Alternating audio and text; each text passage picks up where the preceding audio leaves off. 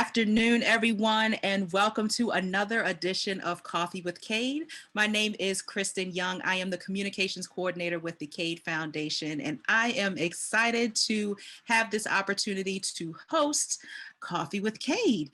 I know you're used to seeing Dr. Camille Hammond. She is off for today, and I have the honor of hanging out and making this happen for all of you. So always know that this is a conversation, not a presentation. So whether you're on your coffee break, whether you're on your lunch break, whether you're on your slick time, whatever it may be, Mr. Chris and Mrs. Isaiah Ragsdale, how are you? Hey, we're good. Wonderful, wonderful, wonderful. So we're going to talk about this whole marriage situation. Lord. Now, for those of you who are married, we've said it all. We just said it all just now. Marriage is an interesting, amazing institution that we sign up for. Willingly. We willingly sign up for this, y'all. Yeah. Okay, so we're going to push through this, come what may. Whatever your current situation, whatever your past situation, we're going to push through this. But specifically, we want to speak to those who are in a season of waiting and still trying to manage. I want to focus on my marriage. I love my spouse. I really, really do. But I have all these other focuses, and I really want to grow this family, and we got to pay these bills and all this other stuff. So I know you're here, but I got all this other stuff going on, and I see you every once in a while. But I got all this stuff running through my head. Okay. Does anybody understand that? Is that speaking to anybody? Yeah. So, Mr. and Mrs. Ragsdale, tell us a little bit about why did you even sign up to have this conversation? Well, you want me to go first? Okay, I signed up for it because I think it's important, because infertility is it's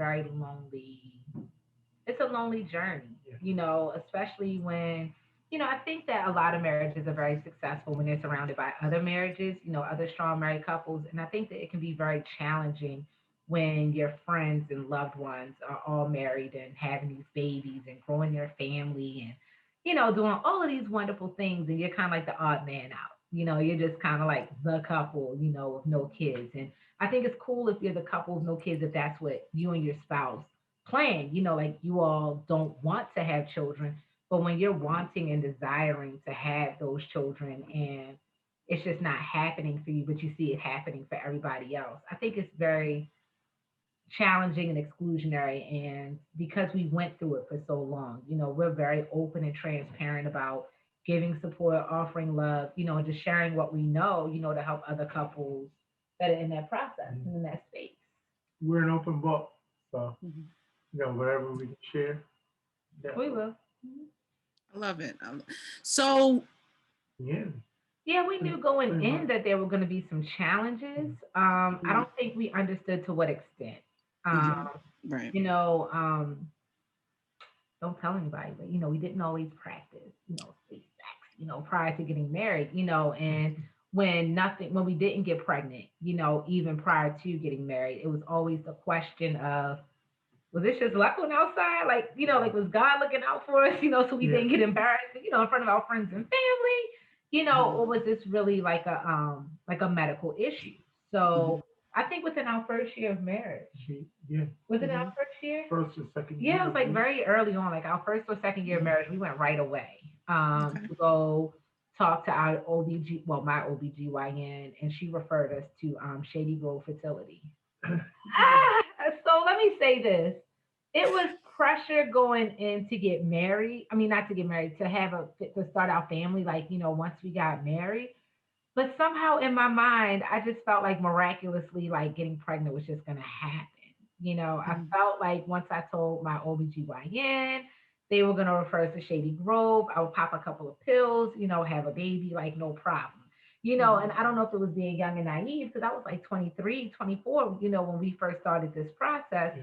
So in my mind, it was like, oh, there's a pill for that. And I think the pressure came when it's like 2, 3, 4 years later, and there's nothing happening. And You know, you see your friends popping out these babies, and you know, they're like, "Oh, do you want to come to my kid's second birthday party?" And you're kind of like, "Sure, I'll come with no kids." Mm-hmm. Sure.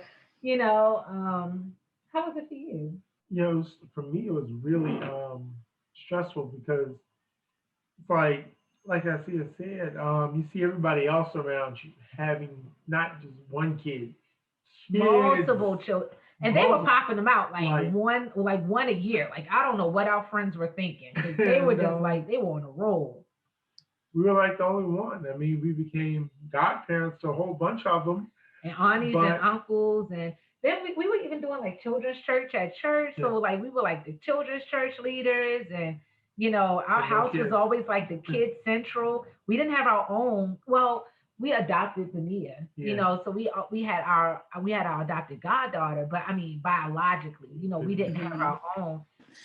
So, so we want to kind of focus on this marriage piece and how, you know, how we can continue to focus on it, because as you said, you're seeing all this, you know, you're around your friends, your family, everybody's having kids, time is continuing to move on, you continue to come home to the same partner, y'all are working hard to create, and yet, you know, nothing's going on. So did you ever find that moment where it was just kind of, I know a lot of couples talk about sex becomes more of a job because you're trying to schedule it at a certain time, and you know, and the intimacy is no longer fun and enjoyable, but it's almost like this methodical It was beyond plan. it was beyond methodical. It was almost like times, listen, because we literally, were literally they put us on this thing called timed time, intercourse. You know, it was like, listen, you about to hit your window.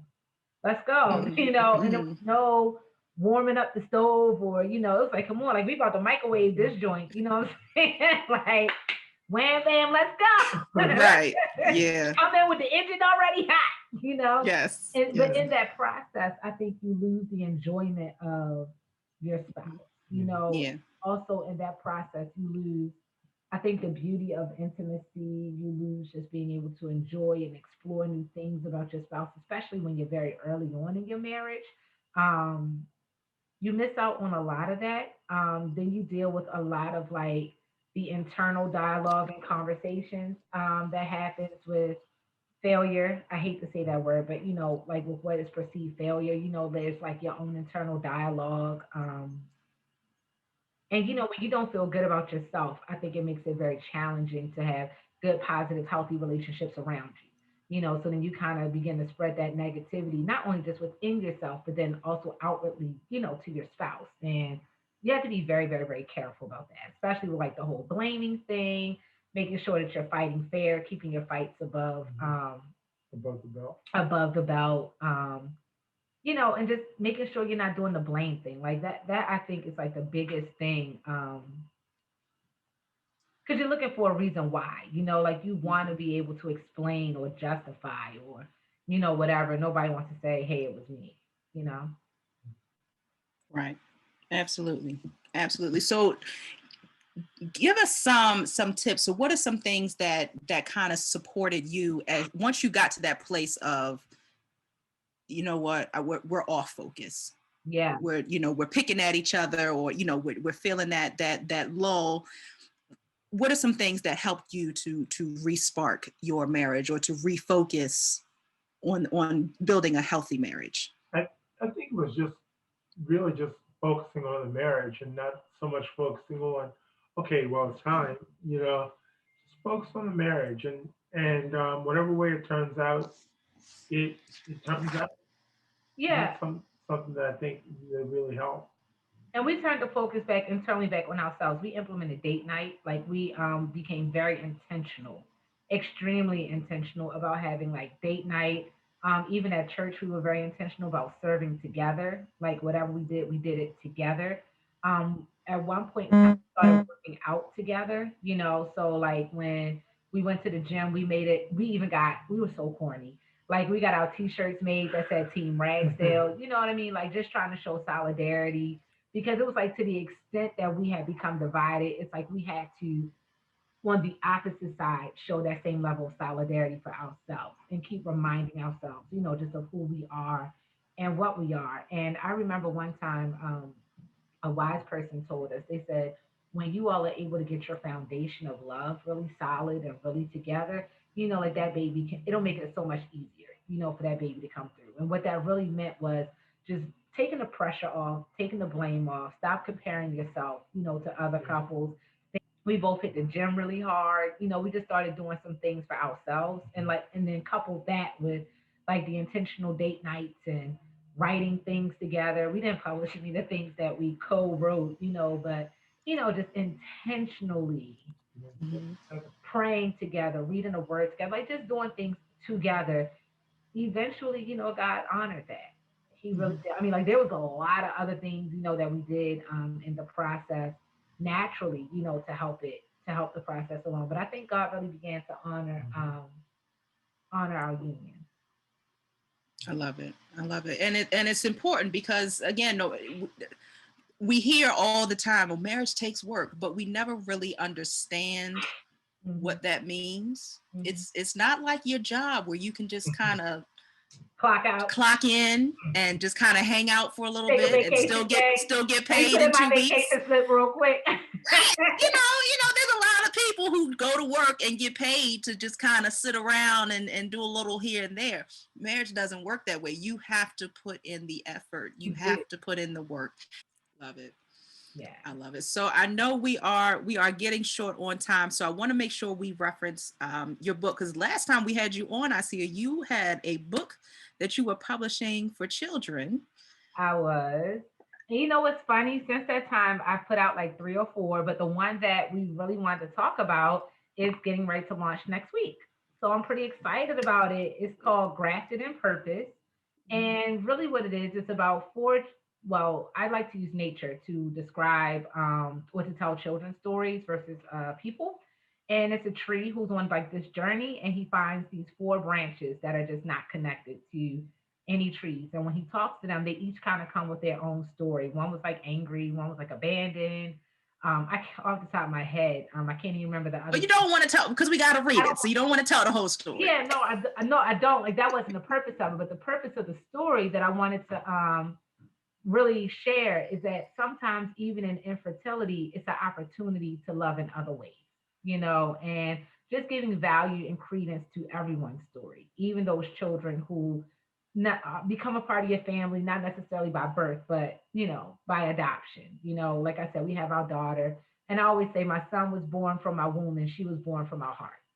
So that story was just kind of like one that I felt like really honored her in that process. And so I appreciate you both so much for checking in, and thanks for having us. Absolutely, it's been a pleasure. And we, as I said, we're always looking to support and just give people hope. That's what it's all about, just giving people hope, letting people know there's somebody else who gets it, who understands, who's been through it, and we're going to get through this together. So thank you so much. If you want to share real quick where people can find you, how can people reach you? Yeah, so you can find me on Instagram and Facebook at designed_purpose. I'm also on Amazon. Like all my children's books are on Amazon. It's the Purpose series. So if you put in either like my name, I see a Ragsdale books or something like that, like they'll always pop up. But if you go to one of my social media handles, like you'll find links to the books there. So again, it's at design DESIGNED purpose, and that's Instagram and Facebook. And I'm on Clubhouse, but I haven't really figured out how to use it all the way. I get all these notifications, but I am one day. I plan to get more active one day when my life slows down.